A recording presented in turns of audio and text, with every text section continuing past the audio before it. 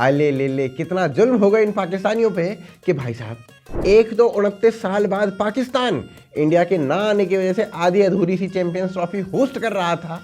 पता नहीं कैसे कैसे मर मर के इन्होंने लास्ट मोमेंट पे स्टेडियम्स तैयार किए थे और उसमें भी उसी मैदान पर न्यूजीलैंड से लगातार 3 बार पेल दिए गए।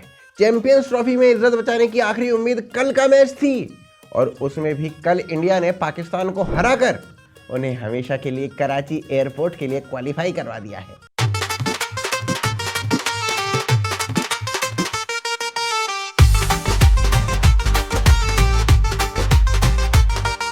वैसे पाकिस्तान ना एक गणित प्रेमी देश है। ये देश किसी भी टूर्नामेंट में जब तक गणित ना लग जाए तब तक आगे ही नहीं बढ़ता। ये इससे हार जाए, वो उससे जीत जाए और हम फलाने से इतने रनों से जीत जाएं, तब आगे चले जाएंगे। तो पाकिस्तान ना फिर से उसी गणित में लग गया है और पाकिस्तान का सेमीफाइनल में पहुंचने का अब एक आसान सा तरीका बचा है। कराची एयरपोर्ट का नाम बदलकर फाइनल रख दे। उसके अलावा फाइनल में पहुंचने का कोई दूसरा उपाय नहीं है। मतलब ऐसे कौन करता है भाई, टूर्नामेंट में होस्ट को ही बाहर कर दिया, वो भी इतनी जल्दी। भाई साहब सुनने में ये आ रहा है कि पाकिस्तान में टीवी सेट्स को Z+ सिक्योरिटी दी जा रही है। अब तो दिल्ली की पुलिस भी मजे ले रही है भाई साहब। लेकिन चलो क्या हुआ, चाहे पाकिस्तान चैंपियंस ट्रॉफी से बाहर हो गया हो, मगर जाते जाते भी एक वर्ल्ड रिकॉर्ड तो बना ही दिया ना। Fastest elimination from an ICC tournament by a host. गजब बेइज्जती है। पर देखिए ये बात तो सच है कि पाकिस्तान क्रिकेट टीम पिछले कुछ सालों में इतनी खराब परफॉर्मेंस दे चुकी है, इतनी खराब परफॉर्मेंस दे चुकी है कि ICU में लगभग भर्ती हो चुकी थी। कल तक जिम्बाब्वे को किंग कहने वाले पाकिस्तानी अब उसे पता है क्या कह रहे थे, मेरे घंटे का किंग, मेरे घंटे का किंग, मेरे घंटे का किंग है। अच्छा, इस देश का क्रिकेट ना केवल इंडिया पाकिस्तान की राइवलरी के भरोसे थोड़ी बहुत हाइप ले रहा था, नहीं तो एक्चुअली इनका जो स्टैंडर्ड है ना वो पाकिस्तान जिम्बाब्वे, पाकिस्तान USA, पाकिस्तान अफगानिस्तान, इनके लिए यही टफ मैच है। और मुझे तो लगता है इसीलिए खुद पाकिस्तान के जो PM हैं वो कहते थे कि चैंपियंस ट्रॉफी जीतना जरूरी नहीं है, इंडिया को हराना जरूरी है। आला क्रिकेट खेली आपने, पूरी कौम का आपने दिल जीता और अब चैंपियंस ट्रॉफी आपकी जीत की मुंतजर है। Are you comedy me? पर अब लगता है कि इंडिया ने इस ओवर हाइप्ड राइवलरी को भी कल पूरी तरीके से खत्म कर दिया। बीच मैच में मौलाना रिजवान तो तस्बीह लेके अल्लाह से मैच जीतने की दुआ मांगने लगे थे। कर क्या रहे हैं ये हाथ में कुछ है इनके? हाथ में ये तस्बीह है और तस्बीह हम इसमें जो अपना अल्लाह का कलाम है वो पढ़ रहे हैं, अल्लाह के नाम ले रहे हैं ये। लेकिन इनके लक्षण देख के तो अल्लाह जी ने भी खुद कह दिया होगा बेटा तुमसे ना हो पाएगा। पर यहाँ अब असली सवाल ये है कि पाकिस्तान क्रिकेट की इतनी डाउनफॉल वाली जो हालत है वो हुई कैसे, जहाँ एक ज़माने में पाकिस्तान क्रिकेट टीम दुनिया की सबसे लीथल टीम्स में से एक हुआ करती थी, आज ये हालत है कि पाकिस्तान की क्रिकेट हमेशा के लिए ख़त्म होने की कगार पर है। तो ये सिस्टमेटिक डाउनफॉल हुआ कैसे, आइए इस वीडियो में ना इसका उत्तर जानने का प्रयास करते हैं।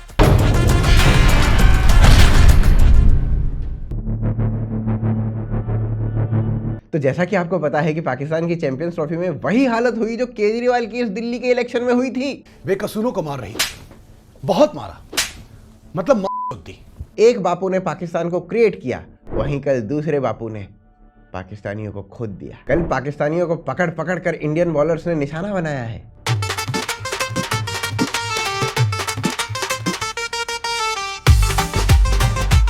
और बाकी की जो कसर बची थी वो पाकिस्तान के जिन्ना के बाद दूसरे ऑफिशियल अब्बू विराट कोहली ने पूरी कर दी।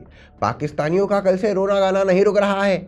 इस पर एक से बढ़कर एक मेल्टडाउन आ रहे हैं। कोई कह रहा है इमरान खान को रिलीज करो और इस क्रिकेट टीम के प्लेयर्स को अरेस्ट कर लो, तो कोई कह रहा है इन सभी प्लेयर्स को रिटायर हो जाना चाहिए। देखिए भाई साहब ऐसा है कि बाकियों को तो पता नहीं, लेकिन मुझे लगता है कि रिजवान जानबूझ के हारा होगा, क्योंकि जीतने के बाद उसे बीच मैदान में नमाज पढ़नी पड़ती और दुबई में कहीं भी नमाज पढ़ने पर भारी फाइन लग जाता है और इतना पैसा तो पूरे पाकिस्तान के पास नहीं है, तो रिजवान हार गए। पर याद करिए कैसे पाकिस्तान के कोच आकिब जावेद मैच के शुरू होने से पहले कह रहे थे कि कल वो इंडिया को पूरी तरीके से सरप्राइज कर देंगे।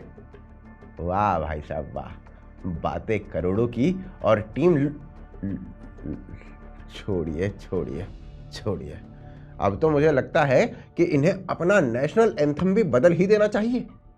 मेरे अब्बू आए हैं, मेरे अब्बू आए हैं, मेरे अब्बू आए हैं, मेरे अब्बू। वैसे ना पाकिस्तान का फाइनल में पहुंचने का भी एक और तरीका बचा है। गजवाए हिंद के सपने छोड़कर भगवाए पाक कर ले, भारत फाइनल में पहुंच जाएगी साथ साथ। पर जो भी कहो, पाकिस्तान क्रिकेट टीम के प्लेयर्स का एटीट्यूड एनिमल के रणवीर जैसा रहता है और परफॉर्मेंस राजपाल यादव जैसी रहती है। मुझे तो डर है कि पहले न्यूजीलैंड ने पीटा, फिर इंडिया ने पीट दिया, अब कहीं बांग्लादेश भी ना पीट दे। ये साला इन्होंने जानबूझकर अफगानिस्तान को अपने ग्रुप में नहीं रखा, नहीं तो अफगानिस्तानी जो है ना वो डुरंड लाइन इसी मैच में आगे पीछे कर देते। कैसे हो मेरे पाकिस्तानी भाई? अगर अफगानिस्तान भी इन्हीं के ग्रुप में होती ना तो मियाँ खलीफा खुद उठ के बोलती, मैं तो बिना बात बदनाम हूँ, मुझसे ज़्यादा तो पाकिस्तान की टीम आईसीसी इवेंट्स में चलिए छोड़िए। बाबर, आज के मैच को कैसे समराइज करेंगे और आज की शिकस्त के बाद कैंपेन कहाँ देख रहे हैं? उम्मीद छोड़ दें या अभी उम्मीद बाकी है? सपना टूटा है तो दिल कभी जलता है, हाथों दर्द हुआ पर चलता है। पर चलिए जोक सपाट अगर सीरियसली देखें तो आज पाकिस्तानी क्रिकेट टीम की जितनी बुरी हालत है वो वाकई अपने आप में एक केस स्टडी है। एक जमाने में सबसे लीथल टीम्स में से मानी जाने वाली एक पाकिस्तानी क्रिकेट टीम, जिसने बड़े बड़े धुरंधर दिए, जिनके अंदर एक फाइटिंग इंस्टिंक्ट हुआ करती थी, जो बड़ी से बड़ी टीम को हराने की काबिलियत रखती थी। और आज ऐसी टीम की ये हालत है कि पीसीबी पर कभी भी ताला लग सकता है। मतलब इससे बुरा डाउनफॉल तो रणवीर इलाहाबादिया का भी नहीं लगता जितना पाकिस्तान क्रिकेट टीम का हुआ है। मेरे हिसाब से इस डाउनफॉल के ना कई कारण हैं। ये मल्टी डायमेंशनल इशू है एक्चुअली। अब सारे के सारे कारण बताना तो इस अकेली वीडियो में बड़ा मुश्किल है, तो इसलिए मैं आपको टॉप 5 रीजंस बताता हूं, वो भी शॉर्ट में। और इन 5 में से एक जो मेन रीजन है जिसने पाकिस्तान क्रिकेट टीम को सिस्टमेटिकली रेस्ट इन पीस कर दिया है, वो मैं आपको थोड़ी देर में बताऊंगा, ठीक है?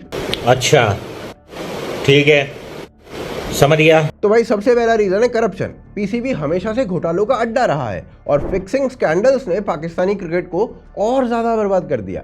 मोहम्मद आमिर, सलमान बट, मोहम्मद आसिफ जैसे बड़े बड़े प्लेयर्स स्पॉट फिक्सिंग में पकड़े गए। एक समय आलम यह हो गया था कि पाकिस्तान के क्रिकेट फैंस, उनके लिए मैच देखना वैसा ही था जैसे लॉटरी की टिकट लेना। पता नहीं कौन सा मैच सच में खेला जा रहा था और कौन सा पहले से ही फिक्स था। Thrice is better than me, Amir.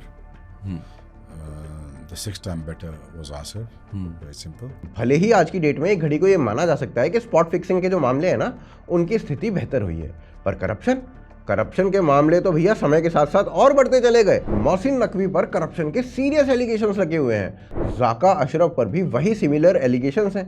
Even अभी के जो करंट पीसीबी चेयरमैन है मोहसिन नकवी, उन पर भी करप्शन के सीरियस एलिगेशंस हैं जो खुद इमरान खान ने लगाए हैं। फिर दूसरा सबसे बड़ा रीजन है पीसीबी में इंस्टेबिलिटी का होना।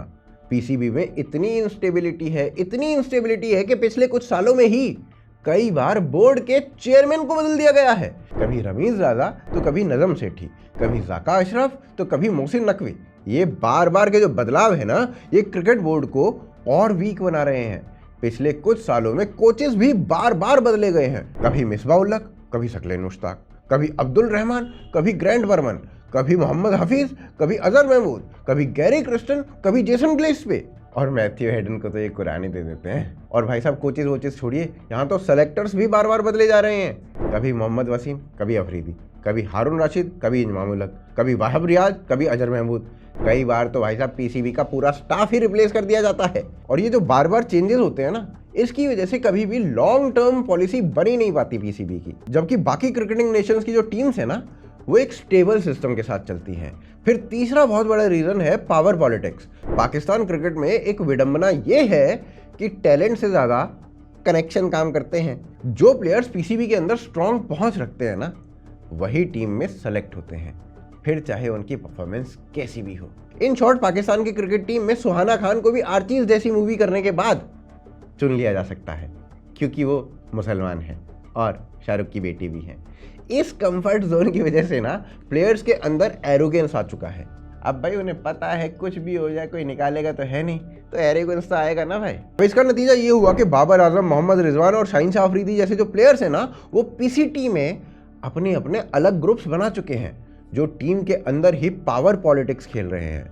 पीसीबी चेयरमैन और स्टाफ चाहे कितनी भी बार बदल दिए जाएं, ये पावर ब्लॉक्स हमेशा बने रहेंगे। और इसी से ना अल्टीमेटली पाकिस्तान की जो क्रिकेट टीम है उसको डैमेज हो रहा है। बाबर आजम पहले ओवर से ओपन करने आए और उसके बाद जब वो आउट हुए 31वें ओवर में, तब तक पाकिस्तान के लिए दरवाजे जो है वो बंद हो गए थे। फिर इसके अलावा चौथा कारण है सिक्योरिटी इश्यूज और टेररिज्म। 2009 में जब श्रीलंका की टीम पर पाकिस्तान में टेररिस्ट अटैक हुआ, तब से इंटरनेशनल क्रिकेट वहां पर लगभग खत्म हो गया। पाकिस्तान सरकार ने हमेशा टेररिज्म को सपोर्ट किया, उनको फंडिंग दी और अपने ही देश को अनसेफ बना दिया। तो इसका नतीजा ये हुआ कि दुनिया भर की टीमें वहां खेलने आने से पहले डरने लगी। सभी पाकिस्तानी स्टेडियम्स पर ताले लग गए। अब भले ही सिचुएशन थोड़ी बेटर हो गई हो, लेकिन इंडिया जैसी बड़ी बड़ी टीम्स अब भी वहां नहीं खेलती हैं। स्टार्क जैसे बड़े बड़े प्लेयर्स यहां आने से पहले मना कर देते हैं सिक्योरिटी रीजंस के कारण। ऐसा कैसे हो सकता है कि यार ऑस्ट्रेलिया के सारे मेन प्लेयर्स बाहर हो जाएं? स्टोइनिस पहले बाहर हुआ, उसके बाद जो है मिचेल मार्श बाहर हुआ, फिर उसके बाद जॉश हेजलवुड बाहर हुआ, उसके बाद अब मिचेल स्टार्क भी बाहर हो गया। इससे पहले ऑस्ट्रेलिया के कप्तान पैट कमिंस भी बाहर हो गए। ये कैसे हो सकता है यार? मुझे इस बात को ना मैं जोड़ता हूं उसकी वो मैक्सवेल की बात से। जब मैक्सवेल से पूछा गया कि आप पाकिस्तान जाएंगे खेलने के लिए, तो कहता है कि यार मैं पाकिस्तान नहीं जाने वाला क्योंकि वहां पर सिक्योरिटी कंसर्न्स हैं। जब किसी कंट्री में इंटरनेशनल क्रिकेट ही नहीं होगा या बड़े बड़े प्लेयर्स ही नहीं जाएंगे, तो भाई डोमेस्टिक क्रिकेट ना कभी भी ग्रो कर ही नहीं सकता। फिर इसके अलावा पांचवा रीजन है फॉरेन लीग्स को प्रायोरिटाइज करना। पाकिस्तानी प्लेयर्स फॉरेन लीग्स को अपने देश के लिए खेलने से ज्यादा प्रायोरिटी देने लगे। पैसा पैसा पैसा, जिससे उनका डोमेस्टिक सिस्टम और भी वीक हो गया। पीएसएल का लेवल भी डाउन होता गया क्योंकि वहां पर सिर्फ पाकिस्तान के एवरेज प्लेयर्स दिखते थे, वर्ल्ड क्लास टैलेंट नहीं। लेकिन ये सारी जो प्रॉब्लम्स है ना, ये अक्सर हर क्रिकेट नेशन के साथ कहीं ना कहीं थोड़ी बहुत रहती हैं। हाँ, भले ही भारत एक्सेप्शन है, पर फिर भी जनरल टर्म में ये सब प्रॉब्लम हर बोर्ड में कॉमन है। फिर भी केवल पाकिस्तान का क्रिकेट ही क्यों आज कोलैप्स की स्थिति में है? असल में ना समस्या केवल इतनी नहीं है, बल्कि पाकिस्तान क्रिकेट में एक बहुत बड़ी समस्या है जिसने सारी रेड पीट रखी है, जो सबसे बड़ी बर्बादी की वजह है, जो ना हम अगले अध्याय में देखेंगे। देखिए, पाकिस्तान क्रिकेट टीम के डाउनफॉल का सबसे बड़ा रीज़न ये है कि उनके प्लेयर्स क्रिकेट और अपनी परफॉर्मेंस से ज़्यादा मजहब को प्रायोरिटी देने लगे हैं। पूरी की पूरी टीम सालाब कुदरत के निजाम पे चल रही है और यही माइंडसेट जो है वो पाकिस्तान की टीम को ले डूबा है।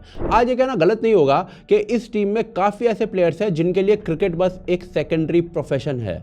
उनका असली फोकस मजहब का प्रचार करना बन चुका है। और ये बात मैं नहीं, खुद पाकिस्तान के जर्नलिस्ट कहने लगे हैं। अब इनकी दूसरी या तीसरी जॉब है क्रिकेट खेलना।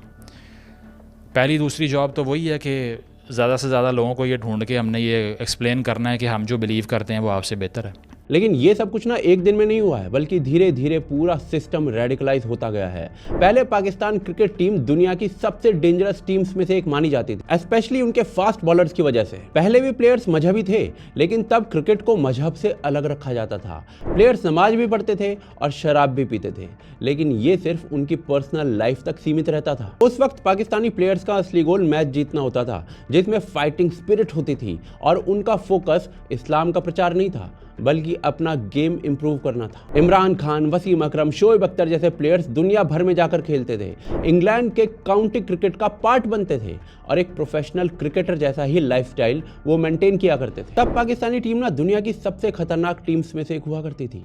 लेकिन 1995 के आसपास पाकिस्तानी क्रिकेट टीम में तबलीगी जमात का इन्फ्लुएंस बढ़ने लग जाता है। सईद अनवर जैसे नामी प्लेयर ने अपनी बेटी की डेथ के बाद तबलीगी जमात ज्वाइन कर ली थी और यही सईद अनवर तबलीगी जमात मौलानाओं के भाषणों को ऑडियो फॉर्म में सभी टीम मेंबर्स को सुनाने लगा और धीरे धीरे पूरी टीम रेडिकलाइज होने लगी। जल्दी ही पाकिस्तान के आधे से ज़्यादा प्लेयर जैसे कि वकार यूनिस, सकलैन मुश्ताक और मुश्ताक अहमद सभी तबलीगी जमात के इन्फ्लुएंस में आ गए।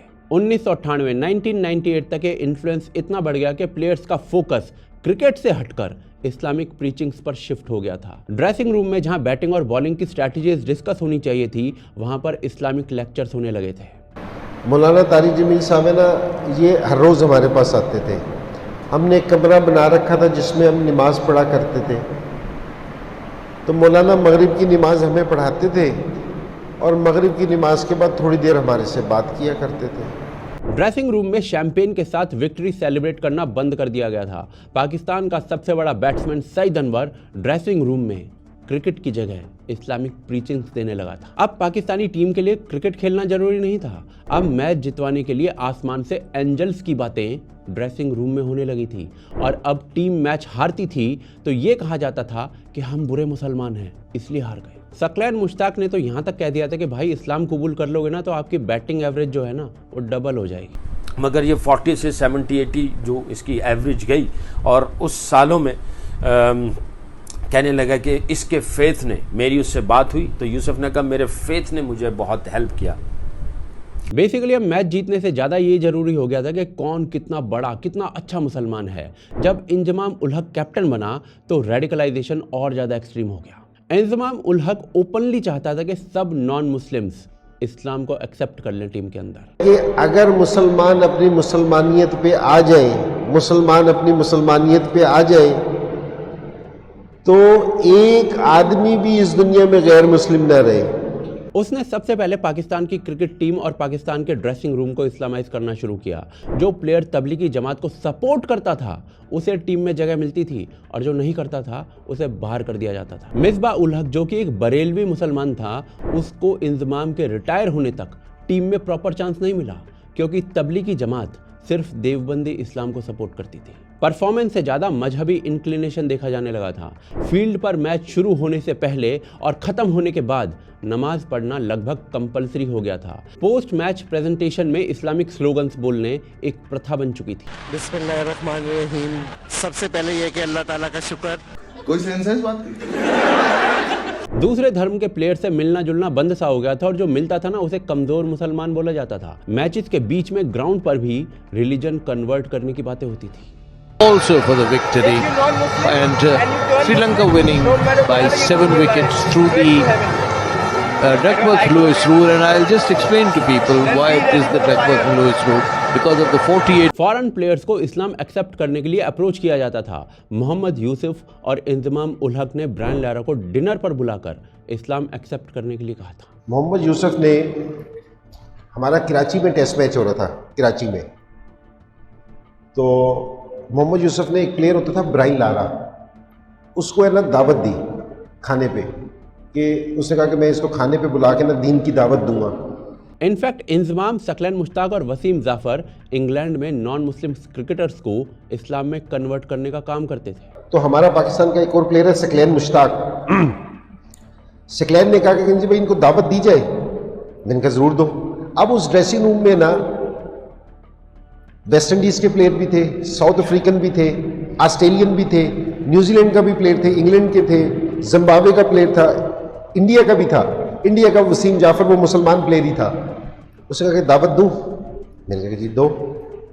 मुश्ताक अहमद इंग्लैंड का कोच बनके वहां के इंग्लिश प्लेयर्स को मुसलमान बनाने लगा था। बॉलिंग कोच भी है और पहले ससेक्स काउंटी से खेलता था, तो उसकी जिंदगी में थोड़ा सा दीन आया, उसने नमाज पढ़नी शुरू की और सारी चीजें शुरू की। तो 7 गोरे उसके साथ मस्जिद में जाना शुरू हो गए थे। उन्होंने भी कुरान पढ़ा, सारी चीजें पढ़ी। जैसे उन्होंने कुरान पढ़ा, हमारा दीन, तो उन्होंने देखा कि ये तो सारी चीजें सही है। ये जहर धीरे धीरे इतना गहरा हो गया कि दूसरे धर्म के प्लेयर्स ओपनली डिस्क्रिमिनेशन फेस करने लगे। शोएब अख्तर ने एक्सेप्ट किया कि दानिश कनेरिया के साथ सिर्फ इसीलिए भेदभाव होता था क्योंकि वो हिंदू था। पाकिस्तानी प्लेयर्स दानिश कनेरिया के साथ भोजन करना, खाना खाना भी अपना अपमान मानने लगे थे। और यार मैंने बात खुल जाएगी वैसी कि सर ये यहाँ से खाना क्यों ले रहा है, मैं तुम्हारा उठा के ना तुम्हें उठा के बाहर फेंक दूंगा। I agree with you, ठीक है। मैं कप्तान होगा तो अपने घर पे मैं उठा के बाहर फेंक दूंगा। शाहिद अफरीदी ने उस पर कई बार इस्लाम एक्सेप्ट करने का प्रेशर डाला था। सईद अनवर ओपनली बोलता था कि 6 बिलियन नॉन मुस्लिम्स दोज़ख की आग में जलेंगे। बताओ मेरे प्यारो, 6 अरब लोग गैर मुस्लिम हैं, इनको जहन्नुम की आग से बचाने के लिए क्या करना पड़ेगा? यहाँ तो अगर नमाज पढ़ दी ना पूरी, पकड़ हो जाएगी अल्लाह की तरफ से। तोड़ो नमाज, एक बच्चे को बचाओ। 6 अरब लोग जहन्नुम की आग में रोजाना 2 लाख जा रहे हैं, मुसलमान को कोई फर्क ही नहीं पड़ रहा। बताओ हम बच जाएंगे? मोहम्मद यूसुफ ओपनली मीडिया में आकर डिस्कस करता था कि पाकिस्तान को नॉन मुस्लिम से कैसे फ्री करना है। लोग हैं, अगर सारे पाकिस्तान में वैसे लोग हो जाए जो मुसलमानों की जिंदगी है उस पर चलें तो मेरा नहीं ख्याल कि पाकिस्तान में कोई गैर मुस्लिम रहे। हालात इतने खराब हो गए थे कि बाकायदा बीच वर्ल्ड कप में पाकिस्तानी प्लेयर्स ट्रेनिंग सेशन में बंक मार के नॉन मुस्लिम प्लेयर्स को कन्वर्ट करने जाते थे। 2007 के वर्ल्ड कप में रिपोर्ट ये बताती है, डॉन क्लेम करता है कि बहुत से प्लेयर बंक मार के ट्रेनिंग सेशन का बाहर जाके लोगों को कन्वर्ट करने की कोशिश कर रहे थे। इस वक्त तक पाकिस्तान की परफॉर्मेंस ग्लोबल लेवल पर गिरना शुरू हो गई थी, पर इसके बावजूद पाकिस्तान ने अपने देश में क्रिकेट को ग्लोबल बनाने के लिए PSL लेकर आए वो, और इसमें भी जहर बोने लगे। टीम ओनर्स के लिए उनकी फ्रेंचाइज की जीत से बड़ी अचीवमेंट ये बन गई कि कोई फॉरेन प्लेयर इस्लाम को एक्सेप्ट कर ले। डेरिन सैमी के मुसलमान होने की उम्मीद हो चली है। जावेद आफिदी ये कहते हैं कि डेरिन सैमी इस्लाम का मुतालिया कर रहे हैं। डेरिन सैमी के बारे में मजीद क्या कहना था उनका, आपको सुनवाते हैं। इंशाल्लाह दुआ करें कि वो भी कलमा गो हो जाए और इस्लाम वो कबूल करें, और इंशाल्लाह उसको पूरी नॉलेज है। और जिस तरीके से वो इस्लाम के बारे में पढ़ रहे हैं, I think so it's a biggest achievement for my self. मेरे लिए, मेरी पूरी टीम के लिए ये एक बहुत बड़ी बात है। और इसी बिगेटेड माइंडसेट की वजह से ना पाकिस्तानी क्रिकेट धीरे धीरे डूबने लगा। पाकिस्तान से टैलेंटेड प्लेयर आना बंद हो गए, और रेयरली अगर कोई साला आता भी है ना तो उसको टीम में जगह नहीं मिलती, क्योंकि टीम में तो साला इन्होंने सिर्फ मौलवी भर रखे हैं। मोहम्मद रिजवान को देख लो, क्रिकेट से ज़्यादा एक मौलाना है जो खुद को इस्लाम का ब्रांड एम्बेसडर कहता है। मैं ये समझता हूँ कि हर इंसान दो जगह का वो ब्रांड एम्बेसडर है। वो सफ़ीर है, वो पहले इस्लाम का है, जो उसके लिए उस टाइम जब इस्लाम का सफ़ीर होता है उसके लिए पाकिस्तान में नहीं रखता। वो दुनिया में कहीं भी जाता है तो इस्लाम को रिप्रेजेंट करता है, अगर मुसलमान है तो। न्यूजीलैंड के टूर के दौरान वो वहाँ की मस्जिदों में इस्लाम की प्रीचिंग देने चला गया था। किस लिए हुए? अल्लाह जल्लल्लाहु की जात को पहचानना, ये हमारा मकसद है। अगर हमने अल्लाह को नहीं पहचाना तो हमने कुछ नहीं पाया। फिर जिसने अल्लाह को पहचान लिया उसने सब कुछ मान लिया, और जिसने अल्लाह की माना उसको सब कुछ मिल गया। अब अल्लाह कौन है? अब अल्लाह कौन, क्या अल्लाह ने क्या क्या किया? वो अल्लाह जल्ल जलालुहु खालिक है, अल्लाह के सिवा कोई खालिक जात नहीं। रिजवान तो फॉरेन कोचेस को कुरान तक पढ़ने को कह देता है। उन्होंने मैथ्यू हेडन तक को इस्लाम की दावत दी थी। मोहम्मद रिजवान ने अपने कोच मैथ्यू हेडन को कुरान पाक गिफ्ट कर दिया, और दोस्तों ये इंग्लिश सब टाइटल्स के साथ था। हमें पता है कि पाकिस्तान टीम जब से T20 वर्ल्ड कप खेल रही है उनकी नमाजों की वीडियोस वायरल हो रही हैं। पाकिस्तान टीम वहां नमाज बिल्कुल मिस नहीं कर रहे, और दोस्तों इससे ही मैथ्यू हेडन भी मुतासिर थे, और अब उन्होंने कुरान मजीद में भी दिलचस्पी ली है। रिजवान ने PSL के अंदर 5 प्लेयर्स को इस्लाम के अंदर कन्वर्ट करवाया है। अभी PSL में 5 गोरों ने कुरान लिया है, रिजवान से लिया है, रिजवान ने उनको कुरान दिया। वो सारे आके देखते हैं कि यार तुम नमाज पढ़ते हो, ये नमाज पढ़ने से तुम्हें क्या मिलता है? उसने कहा 5 वक्त की नमाज से हमें 5 इनाम मिलते हैं। ड्रेसिंग रूम में मुसलमानों के साथ टीम प्लेयर्स जैसे कि शाहीन और बाबर नमाज पढ़ा करते हैं। देखिए, नमाज पढ़ने से प्रॉब्लम नहीं है, प्रॉब्लम यह है कि नमाज बाकियों को दिखाकर पढ़ी जाए। नमाज पढ़ने की जगह मस्जिद है, बल्कि क्रिकेट का ग्राउंड या फिर ड्रेसिंग रूम नहीं है। पर इन्होंने ना क्रिकेट को ही इस्लाम फैलाने का एक प्लेटफॉर्म बनाकर रख दिया। पाकिस्तानी खिलाड़ी मैच से पहले ग्राउंड पर टीम के साथ नमाज पढ़ने लगे। यहाँ तक कि मैच के बीच में भी नमाज पढ़ी जाने लगी। अगर कभी गलती से पाकिस्तान इंडिया को हरा दे तो लोग इस जीत को इस्लाम की जीत बताने लगते। हमारा फाइनल आज ही था, और दुनिया के मुसलमान समेत हिंदुस्तान के मुसलमानों के उनके जज्बात पाकिस्तानी टीम के साथ थे। सारी आलम इस्लाम को फतेह मुबारक हो। कुछ प्लेयर्स ओपनली कहते हैं कि उनको पाकिस्तान की जीत से ज्यादा खुशी इस बात की होती है कि पाकिस्तानी प्लेयर्स हिंदुओं के सामने नमाज पढ़ते हैं। सबसे अच्छी बात जो रिजवान ने की कि फिर उसने माशाल्लाह उसने ग्राउंड में खड़े होकर नमाज पढ़ी, जो कि हिंदुओं के बीच में खड़े होकर, so that was really something very very special for me. और दूसरी तरफ भाई साहब यहाँ पर क्राउड में कोई जय श्री राम का नारा भी लगा देना तो इनको मिर्ची लग जाती है। इस एक्सट्रीम माइंडसेट का नतीजा ये हुआ कि पाकिस्तान क्रिकेट टीम में इन प्लेयर्स की एक गुटबाजी बन गई।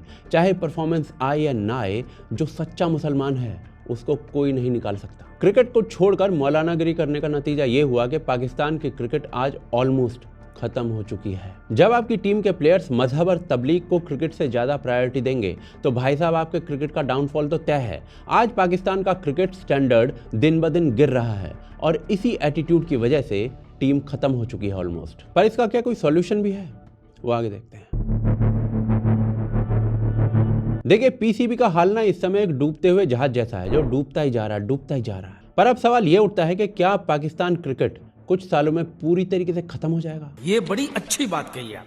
वेल, इसका आंसर ना कुछ हद तक हाँ है, क्योंकि शायद बाकी बोर्ड्स जैसे कि Afghanistan cricket, in fact Nepal cricket कुछ सालों में पाकिस्तान को रिप्लेस कर सकते हैं। पाकिस्तान यदि ऐसा सोच रहा है कि वो इंडिया के दम पर रेलेवेंट रहेगा तो ये गलतफहमी दूर होने वाली है जल्दी, क्योंकि अब ना लोगों को इंडिया वर्सेस पाकिस्तान में पहले जैसा एक्साइटमेंट नहीं रहा है। अभी जो रिसेंट मैच हुआ है दुबई में भारत और पाकिस्तान का, इसमें भी स्टेडियम पूरी तरीके से नहीं भर पाया था। पर देखिए, अगर पाकिस्तान क्रिकेट को रिवाइव करना है, रेलेवेंट रहना है, तो इन्हें टीम में कुछ चेंजेस करने पड़ेंगे। सबसे पहले जो पावर ब्लॉक टीम में है ना, उसको तुरंत हटाना पड़ेगा। बाबर आजम, रिजवान जैसे लोगों को हटाना होगा। वैसे मैं मानता हूं कि भारत के लिए बहुत बड़ा सेटबैक होगा, पर इन पाकिस्तानियों के कॉन्टेक्स्ट में देखा जाए तो अब नए और यंग फ्रेश टैलेंट को मौका देना होगा, अदरवाइज पाकिस्तान की टीम खत्म है। पाकिस्तान द्वारा डोमेस्टिक स्ट्रक्चर को मजबूत करना ही होगा, जिससे कि ग्रास रूट लेवल पर अच्छे प्लेयर्स तैयार हो सकें।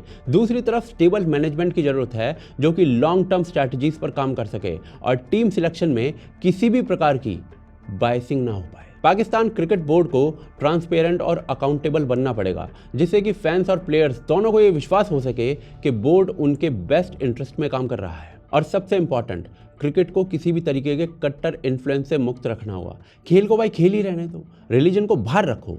जब तक स्पोर्ट्स में जबरदस्ती रिलीजन को घुसाओगे तब तक साला यही होगा। देखिए, पाकिस्तान की पुरानी टीम को देखते हुए ना, पाकिस्तान की टीम का आज का हाल देखना एक तरीके से क्रिकेट की हार लगती है। पर ये सब पाकिस्तान के साथ हो रहा ना, ये सोचकर अच्छा भी लगता है। अबे सालों, क्रिकेटर से मौलाना बनोगे तो क्रिकेट क्या जिम्बाब्वे का बर्बाद होगा? बाकी अगर फिर भी पाकिस्तान नहीं सुधरती है तो भाई साहब कोई बात नहीं, रेस्ट इन पीस, क्योंकि बेटा क्रिकेटर बनना है ना तो मौलानागिरी तो छोड़नी पड़ेगी। बाकी आप क्या सोचते हैं पाकिस्तान क्रिकेट टीम की इस बर्बादी पर? आपको और क्या रीज़न लगते हैं पाकिस्तान की बर्बादी के, और क्या आप हमारे बताए हुए रीज़न से सहमत हैं? कमेंट्स के माध्यम से बताइए। चैनल को सब्सक्राइब कीजिए और वीडियो को शेयर अवश्य कीजिए। साथ ही साथ हमें सपोर्ट कर सकते हैं patreon.com के माध्यम से और UPI के माध्यम से, जिनके लिंक आपको डिस्क्रिप्शन और पिन कमेंट में मिल जाएंगे। साथ ही साथ जो वीडियो इस समय आपको स्क्रीन पर दिख रहा है उसको अवश्य देखें, यह आपको इस विषय के बारे में और डिटेल में बताएगा। पुनः मिलते हैं अगले एपिसोड में।